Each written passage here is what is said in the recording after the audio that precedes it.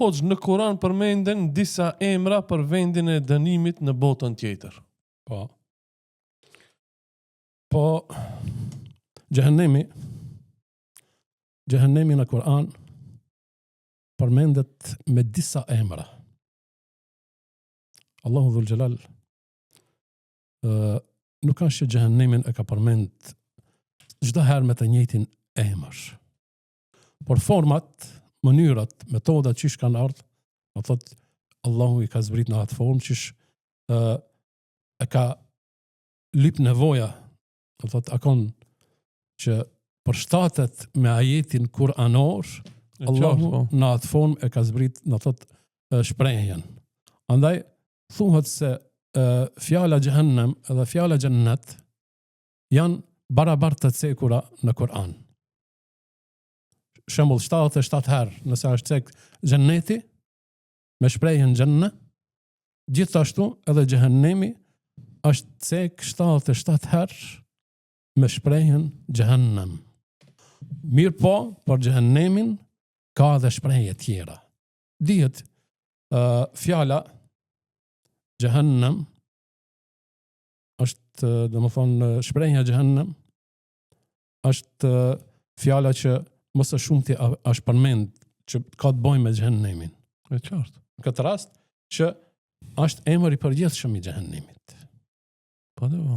Andaj shprehja tjetër an-nar, zjarri, që do të thotë qëllimi është këtu për Jahannemin njëjtë. Po do. Nuk është Jahannemi diçka tjetër edhe zjarri diçka tjetër. Po zjarri që përmendet është zjarri i Jahannemit.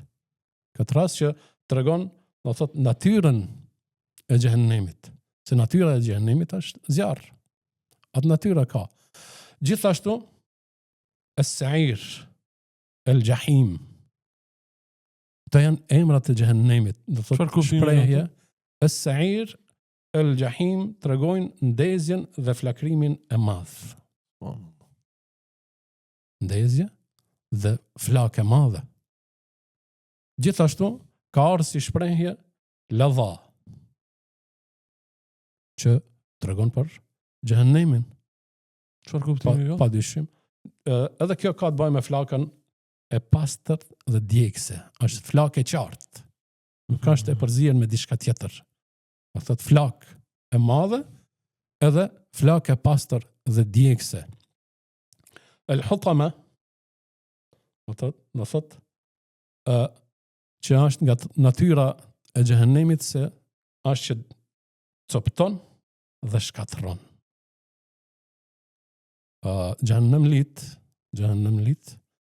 Allahu do t'i krijon në atë mënyrë. Do thotë që trupat e tyre do të jenë shumë të mëdha. Trupa gjiganta, shumë, s'ta merr mendja sa, që ta përjetojnë dënimin e ashpër të Jahannamit, do thotë që është i përhershëm për ta, do thotë do të jenë shumë të mëdha. Kum dëgjuar se vetëm një dhëmb i Xhenemliut është sa kodra e Uhudit. Hadith kjo është apo? Po. Para mendati sa. Domethënë kodra e Uhudit është shumë e madhe. Kodra e Uhudit është kilometra, shumë kilometra ku e kanë parapa që peshon dikun mbi 40 miliard ton. Para më no. Një dham ku po thuhet sa mund të jetë munol çto pakos. Shiko, tash ne jemi të kufizuar. Po, dhe s'mujmë me kuptuar. Absolut nuk as mund me parashiku. Po. Ama duhet mos u ka potencu edhe e ka potencu pejgamberi. Le të tallën ateistat. Kjo është ajo është natyrë e tyre. Sigurisht. Ama ne kena me potencu. Pejgamberi ka thonë domethënë sallallahu alaihi wasallam se një dhëm i Xhenemliut peshon sa këtë kodra e Uhudit. E imagjino sa ka me kon trupi i Xhenemliut sa i madh. Nuk Allahu akbar. Allah na ruaj nga kjo. Megjithatë, do thotë sa janë ata numri të tyre. Mos edhe numri s'dihet, shumë do të jenë. Shumë. Po. Megjithatë, shumica. Allahu dhul Jalal kur përfundon gjithçka, do ta pyet Jahannemin. A je mush? Yawma naqulu li jahannama hal imtala'ti wa taqulu hal min mazid. Thot Allahu dhul Jalal i thot e pyet xhehenemin. Allahu e din më së miri. E din Zoti se su, do thot nuk ka mush. Në këtë dynja, shembull e keni koftar të vogël me 10 metra druti ti djeg mrena 2-3 mujve, Shku në drunt. sa metra dru i djeg aty, shembull.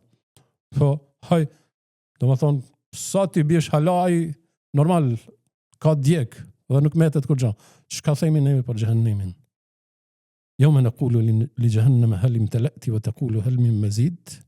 Atë ditë kur Allahu do t'i thot xhehenemit, a e mbush? Ka me thonë, a ka edhe ma, a ka hala. A ka hala. Megjithatë që janë me trupat mëdhaj, Po. ashtë gjigant, do thot, natyra e xhehenemit është shkatron, capton, djeg, e kështu me radh. Prej emrave të xhehenemit është saqar, që do të thot ajo që djeg dhe rënon gjithçka. Gjithashtu el hawiya, do thot vend i thellë ku bien banorët e tij, vend i thellë, humner.